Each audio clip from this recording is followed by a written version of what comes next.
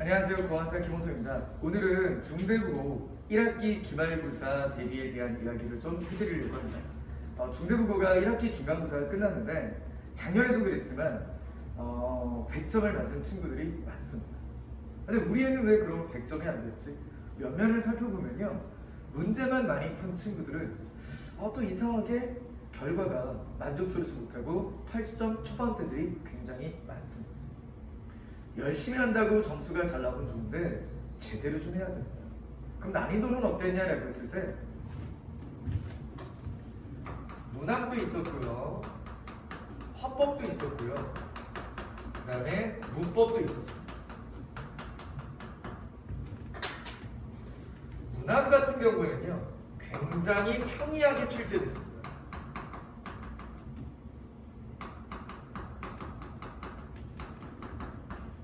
그럼 우리 애는 어디서 틀렸지라고 했을 때 이 문학에서 고전 수필이 있었어요. 박지원이 쓴 상기라는 고전 수필이었는데 이 상기의 내용이, 즉 박지원의 가치관이 무엇인지 정확하게 구절 구절로 이해하지 못한 친구는 틀렸을 수 있습니다. 그 다음에 화법 같은 경우에도 학교에서 예시를 했지만 모의고사 지문이 출제되지 않았습니까? 저도 수업 시간에 이 모의고사 지문이 화법으로 해서 개념이 출제될 거다라고 설명했는데 그대로 적중이 되었고요. 이 화법 같은 경우에는 개념만 이해하고 있으면 어렵지는 않은 문제였습니다. 자, 문법 같은 경우에는 2의 2단어, 피동, 높임, 인용, 시제가 출제됐는데 생각보다 아주 쉽게 평이하게 출제가 됐습니다. 그리고 이제 문제는 부교재였습니다. 모의고사가 같이 들어가긴 했었지만 부교재가 또 있었어요. 작년에는 올림포스를 가지고 고등학교 1, 2학년용으로 하는 올림포스 비문학 지문이 4-5개 들어갔었는데 올해는 선생님이 바뀌어서 이 부교재의 톤은 좀 다운됐습니다. 전국 연합평가 모의고사 지문을 모아놓은 EBS 교재 고등학교 1학년 거였습니다. 그래서 그 비문학 지문을 하는데 별로 어렵지는 않았는데요. 왜냐하면 1학년 수준의 지문이다 보니까. 그리고 우리는 모의고사 잘 보는데 왜 비문학에서 많이 틀렸죠? 라고 하면 이제 학습 전략 때문에 그렇습니다. 아무래도 내신이다 보니까 이 부교재 비문학을 할 때 거의 암기가 될 정도로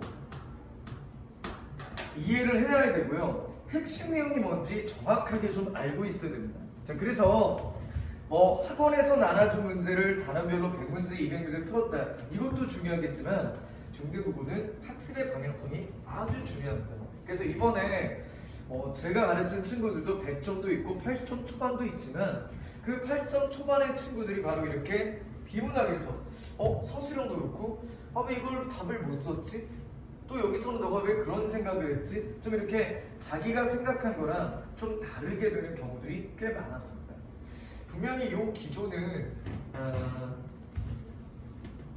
기말에도 계속 유지가 될 것이고요. 기말 범위에 대한 좀 얘기를 하면 그리고 제가 기말 대비할 때 친구가 중간고사 시험지를 갖고 오면 제가 1대1로 클리닉을 해주도록 하겠습니다. 제가 이 자료에다가 중대국어 기말고사 대비 전략을 써놨어요. 일단 부교재가 있을 거고요. 그 다음에 현대 문법이 이번에 주요 시험범위입니다. 여기서 최소 8문제는 출제가 될 겁니다. 자, 그 다음에 현대 문학이 있고요. 이거보다 더 이제 추가되는 거는 이제 봐야 되겠는데, 부교재 같은 경우에는 비문학과 그 다음에 문학 이렇게 또 들어가겠죠. 그래서 이번에 중간고사 때 자기가 부교재에서 좀 많이 틀렸다면 이 부교재에 대한 부분을 좀 더 시간을 할애해야 될 것이고요. 저도 친구들에게 이 비문학에서 핵심 내용이 뭔지 그리고 어떤 식으로 출제가 될지 그 방향성에 대해서 정확하게 알려주도록 하겠고요. 문학 같은 경우에는 중간고사도 마찬가지였지만 평이하게 출제가 됐었습니다. 그래서 이 문학은 크게 걱정 안 해도 되고요. 교과서 밖의 작품은 어떻게 할 거냐라고 했을 때 이번에 어차피 다 부교재가 있다 보니까 교과서 밖의 작품은 출제가 되지 않았었습니다. 그래서 중간고사와 비슷하게 기말고사도 비문학 또 서술형이 출제가 될 거니까 어디가 나올지에 대해서 정확하게 좀 알려줄 수 있도록 할게요. 자, 그 다음에 이제 현대 문법입니다. 여기 어렵게 나오면 어떡하나요? 라고 했을 때 지금 이제 작년과 좀 다르게 좀 더 수능형에 가깝게 출제가 되고 있거든요. 그래서 제가 어떤 식으로 문법이 나올 건지 써놨어요. 자, 문법은 예시를 어떤 걸 낼지는 맞추기는 힘듭니다. 예를 들어서 이렇게 옛이야기라는 예식을 준다고 했을 때 옛이야기의 발음이 어떻게 되냐면 옌, 니, 야, 기가 되는데 발음을 쓰라고 할 수도 있겠지만 중요한 거는 이 발음이 아니라 이 옛이야기를 발음할 때 우리가 적용되는 규칙이라든지 음운 변동 유형이라든지 또는 음운 개수라든지 또는 조음이 친한 조음 방법이 어떻게 변한다든지 이 음운에 대한 정보값을 물어보게 되어 있습니다. 예시는 계속 바뀌겠지만 물어보는 건 똑같아요. 그래서 이렇게 발음을 주고 이 발음이 우리가 이 발음할 때 어떤 음운 변동이 일어나는지 그런 것들을 집중적으로 질문을 할 겁니다. 서술형도 그렇게 출제가 될 거고요. 그 다음에 표준발음법 조항이 무조건 출제되겠죠. 제가 이 자료에도 써놨지만 이미 이제 요 예측을 하고 저는 이렇게 가르칩니다. 요 읽고를 우리가 발음할 때 읽고 발음은 뭐 다 알 수 있겠지만 중요한 거는 이 읽고를 발음할 때 어떤 조항이 적용되는지 조항을 외울 필요는 없어요. 보기에서 줍니다. 그 예시와 조항과의 연결성 이걸 출제를 할 겁니다. 자, 이제 4단원에 한글 맞춤법하고 표준발음법이 들어가는데 표준발음법까지만 들어갈지 한글 맞춤법까지 들어갈지 모르겠지만 아마 6월 말쯤에 시험이기 때문에 한글 맞춤법까지는 들어가게 될 겁니다. 한글 맞춤법에서는 또 똑같습니다. 올바른 표기가 뭐지? 분명히 서술형에 틀린 맞춤법을 친 다음에 올바르게 표기해보라고 할 겁니다. 네, 이거 꼭 출제가 될 거예요.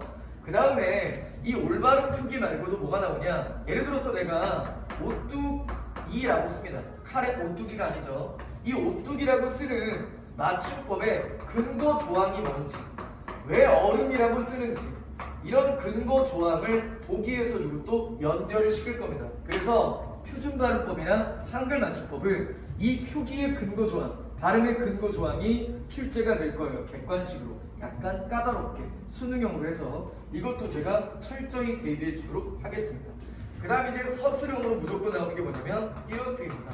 중요한 거는 이 띄어쓰기만 내는 게 아니라 띄어쓰기 할 때 조사는 붙여 쓰고 의조명사는 띄어쓰는데 이 품사가 조사인지 의조명사인지 질문을 던질 겁니다. 그래서 이렇게 띄어쓰기도 출제가 될 거니까 제가 또 챙겨주도록 하겠습니다. 자, 그래서 문법이 좀 많은 문항수를 차지할 거기 때문에 아마 서술형 2개, 객관식 6개 정도 최소 이 정도로 해서 제가 도와주도록 하겠습니다. 그 다음에 현대문학은 지난번에 이제 고전 수필이 나왔었고 이번에는 현대시하고요. 그 다음에 현대소설, 그 다음에 성난기계라는 희곡 이렇게 또 문학이 3개가 들어갑니다. 자, 그러면 지난번 중간고사 때는 조금 평이하게 출제가 됐는데 이번에 이제 현대시나 현대소설 희곡에서 특히 현대소설의 희곡 같은 경우에는 도피력을 요구하는 문제, 좀 비판적 사고력을 측정하는 문제가 보기를 통해서 그 작가의 주제의식을 진짜 이해했는지 인물을 이해했는지 그 대사를 이해했는지가 출제가 될 것이기 때문에 그런 것도 제가 도와주도록 하겠습니다. 제가 지금 드린 자료에는 어떤 작품이 비교 강상 출제될 거고 어떤 요소가 출제될 거라고 제가 미리 예측을 해놨습니다. 저는 수업할 때 다른 쌤들도 그렇게 하시겠지만 단원별로 많은 문제를 주기보다는 당연히 100문제, 200문제 줍니다. 거기에 초점을 맞추기보다는 어떻게 출제되는지 뭐가 중요한지에 맞춰서 반복학습 시키고요. 제가 만든 OX와 서술형이 학습에 너무 도움이 됩니다. 이번에 100점 맞았던 친구도 그 자료에 굉장히 큰 도움을 받았고요. 100%그 자료 중에 자료가 100이라고 했을 때 그 100에 진심이 20%만 담겨도 점수가 나와요. 다른 학원 보냈는데 관리는 되는 것 같은데 우리 애가 실력이 오르는 건 모르겠다. 실질적인 도움이 되는지 모르겠다 라고 하시면 학원을 좀 바꾸시고 이번에 중대부고 1학기 기말고사 5월 23일 개강이고요. 여기 앞에 보이시죠? 일요일날 오전 9시 반부터 12시 반까지 진행하고 뒤에 질문은 얼마든지 할 수 있습니다. 그리고 학습 영상은 친구가 밴드로 요청하면 다시 복습도 할 수 있으니까 믿고 맡겨주시면 좋을 것 같아요. 그리고 중간고사 시험지 갖고 오면 1대1 클리닉도 가능하니까 그거 참고해 주시면 좋겠고요. 국어가 저축하듯이 뭔가 이자율이 그렇게 높진 않습니다. 요즘 저축 이자율 높지 않잖아요. 그런 것처럼 그냥 국어는 저축한다 생각하시고 시간을 좀 들여서 가면 되고요. 기말고사는 아무래도 100m 달리기처럼 단기간의 목표이기 때문에 중간고사 때 부족한 점이 뭐였는지 제가 이제 8년째 중대부고 하고 있는데 학습량의 문제가 아닙니다. 방향성의 문제고요. 어떻게 준비할 것인가의 그 애터튜드의 문제니까 그것만 저하고 함께 한다면 저는 이번 그 점수가 좀 못 나온 친구들은 다시 많이 할 수 있고 또 잘 나왔던 친구들도 그게 한 번의 운이 아니라 자신의 실력임을 입증할 수 있는 기회로 만들어주도록 하겠습니다. 지금까지 중대부고 1학기 중간고사 그리고 기말고사에 대한 이야기 경청해주셔서 감사하고요. 보내주시면 진심을 담아서 최선을 다해 가르치도록 하겠습니다. 고맙습니다.